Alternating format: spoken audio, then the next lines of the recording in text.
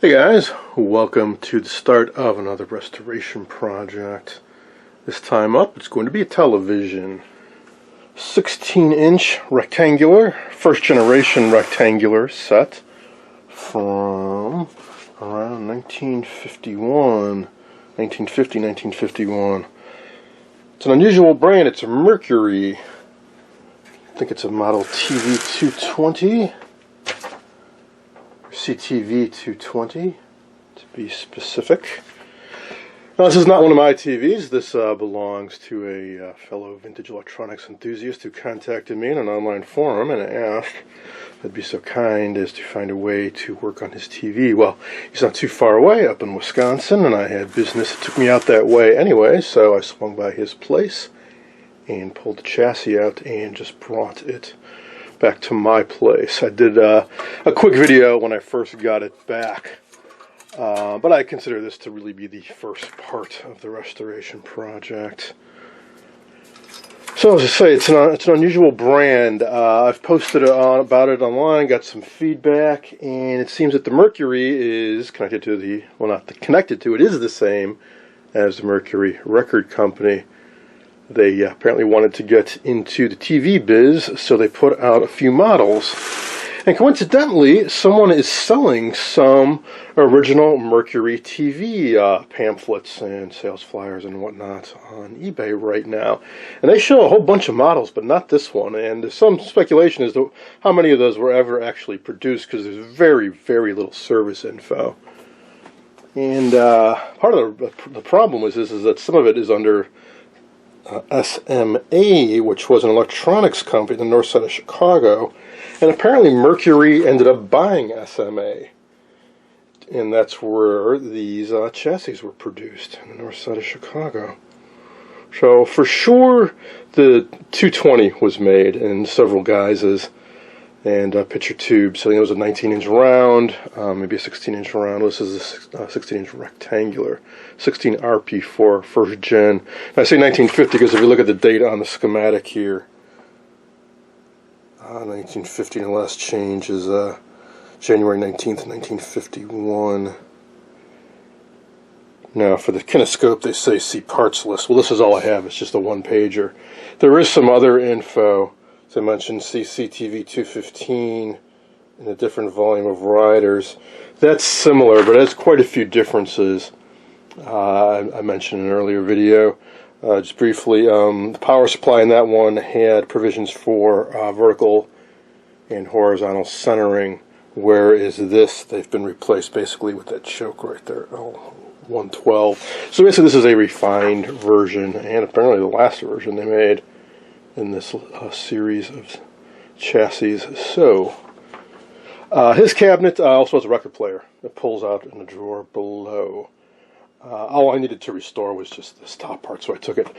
Picture tube is on its last legs. It so appears. I will, once I get this powered up, I will try to get a picture on this, but I suspect it will need to be replaced.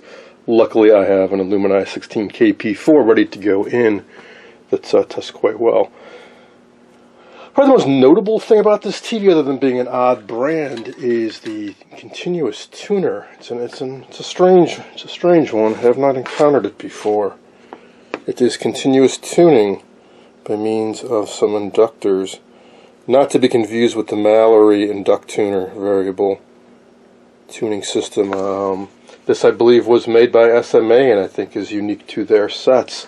Fortunately, it's a bit frozen. Hopefully, that will take care of itself. And what I'm really curious about to see this working is this tunes right through the VHF 2 through 6, and then you hit the FM radio band. And apparently when you get to that point, it cuts juice to the picture tube, the high voltage circuitry. And that's the switch here on the tuner. It looks like it cuts out the screen supply to the 6BG6 horizontal output. So it's not exactly cutting power to it, it's just going to disable the horn.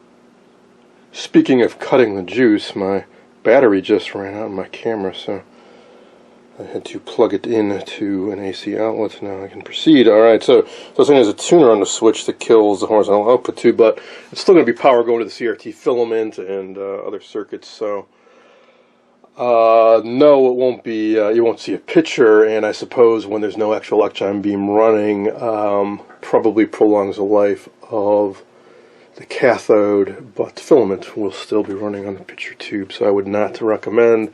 You have a vintage TV. I think there's a few others that work like this, like some Dumont. So basically, most of the sets that have continuous tuning. Very often, you can also listen to the FM radio, and they cut power to the picture tube in various ways.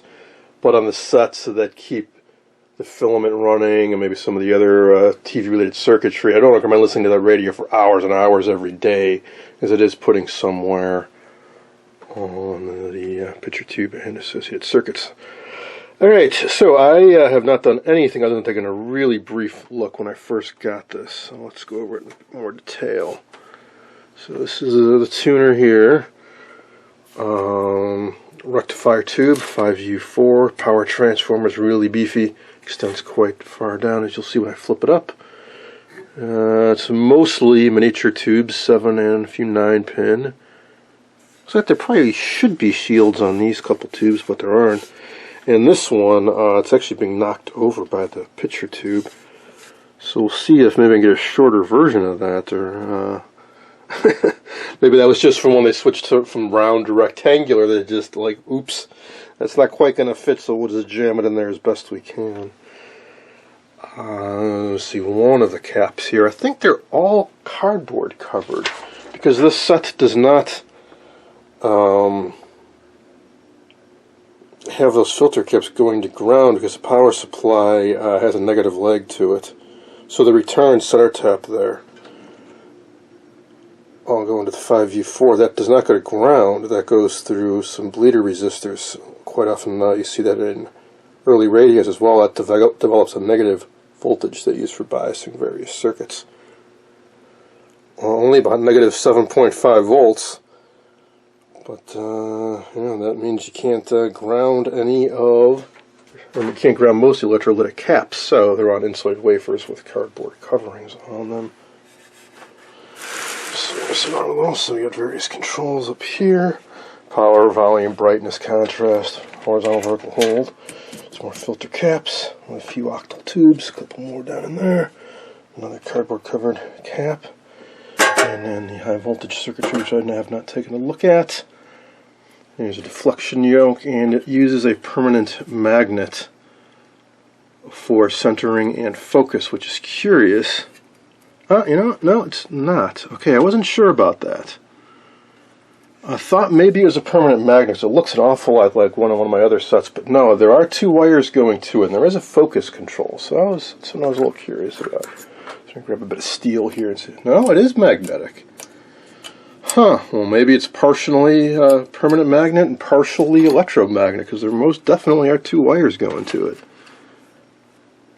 Huh, so yeah, you can manipulate this lever here, and so basically they're using this lever here as your vertical and horizontal centering in lieu of having actual rheostats that apply a DC bias to the yoke windings. But also has an electromagnet on there, so I'm guessing a certain portion of the magnetic field comes from permanent magnet, and then they're supplementing it with an electromagnet you can vary the intensity on to do the focus. So interesting little device. Certainly after this, the newer sets, they were all electrostatic focus and permanent magnets just used for centering. Something I was puzzling about earlier too was these all got to go. I can see the corrosion on them. These are sand-coated power resistors. This type is notorious for going bad. Well, I wasn't sure exactly what the values would be. Well, it turns out they actually are marked pretty clearly. That is 68. That is 1600. That is 1100. That one really looks bad. And that one is 560. And I've actually already ordered up replacements. Like I already got them on hand, so it's no problem. It's a big honking power transformer. And the tuner. Now this is a switch I was wondering about. And some of my viewers mentioned, hey, it looks like there's a cam thing here that flips over. And yeah, I think that's exactly what that does. That is a phono position. So I'm thinking when you turn this tuner, Not only is there a switch somewhere here that turns, enables and disables the high voltage, probably that thing back there. There's also a switch that kicks in the external phono input that snakes around over to here. Now it's all rather frozen, and I want to be very careful with that. What I probably will end up doing is just disconnecting it and pulling it out for cleaning and lubricating. Usually there aren't too many connections going to a tuner.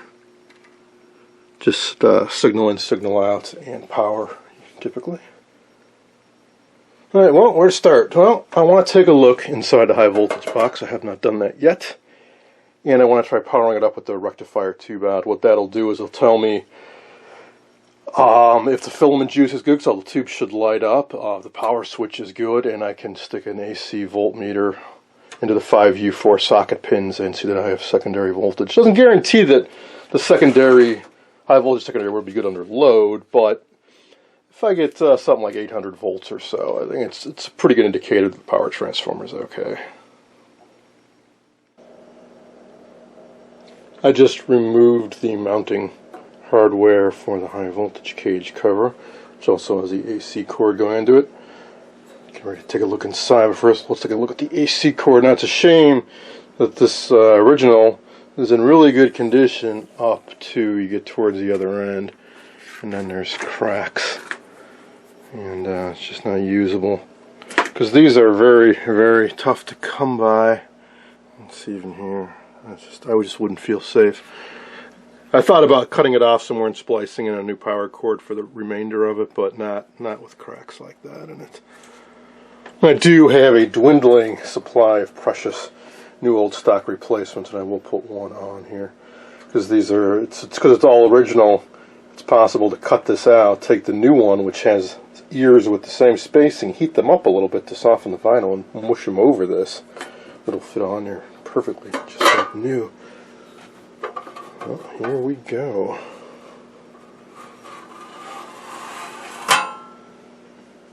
Ta-da! Boy, that's clean. Quite often, because of the high voltage attracting dust, these are filthy inside, but this is about as clean as I've ever seen. So, it's either going to be the width or the linearity. I don't think it's labeled on the back. Nope. Maybe the schematic will shed some light. And it's a very conventional looking flyback. Well, can't tell. There are controls for both. Let's see, maybe one of them's down here.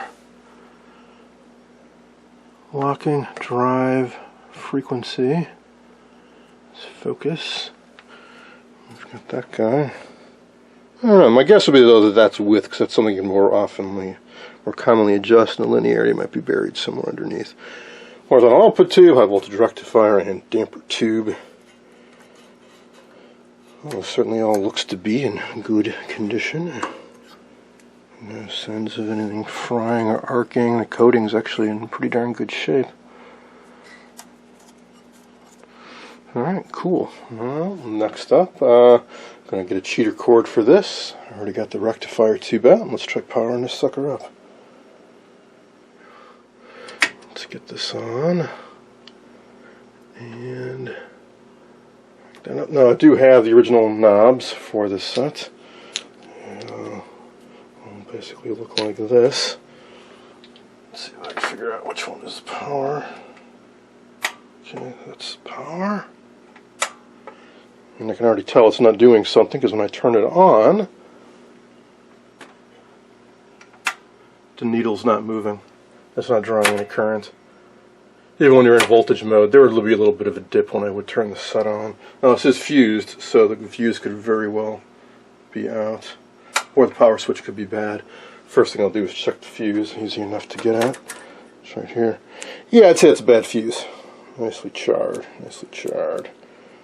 Which means something caused this fuse to fail. There's a separate fuse in the flyback, and it looked okay. My guess would be one of these electrolytics is shorted out, which is why I definitely don't want to power it up. Put this tube in there. Let's see if we can find any evidence that this thing fried. Not really. Now, there could also be that another very likely thing that happens is somebody pulls this out of storage. It's been sitting there for decades. They plug it in and turn it on, And the cap's not necessarily shorted, they're just very leaky. They've been sitting around for a long time. There's an initial power surge that's more than the fuse can handle, and it pops. Now, there is one other major component that could cause the fuse to blow, and that is that the power transformer is shorted. But we don't want to think about that, because that is not an easy thing to replace. So we're going to assume it's just a surge. Let's trip that fuse. All right, I just stuck a new 2-amp fuse in there. Kill the lighting a little. I'm going to turn the set on and use the switch on my PR57. And that seems more promising. Yes. Everything's lighting up. Cool. Get that AC voltmeter going and see what kind of secondary voltage we've got here. Nice of them on the schematic to show the 2 pins of 4 and 6 are the plates. I'm so used to doing this from below the chassis when you count going around clockwise. I think this would be 4 and this would be 6. Yeah, cool. Kind of pushing the limits of my voltmeter with 750 volts. Cool. This is what I was looking for. I notice there's a few separate windings here. These dedicated for the kinescope, which is cool. So if you ever had a pitch tube with a heater cathode short, wouldn't be a problem because it's isolated.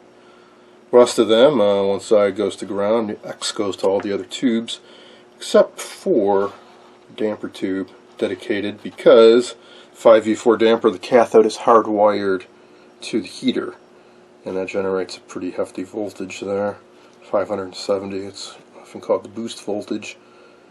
It steals some power basically from the flyback, and damper action there, and feeds some other circuits. Typically the vertical circuit here needs a little extra juice to deflect things fully vertically, so that's where that gets its power from. Alright, so now what? Well, do a little dusting off, and then I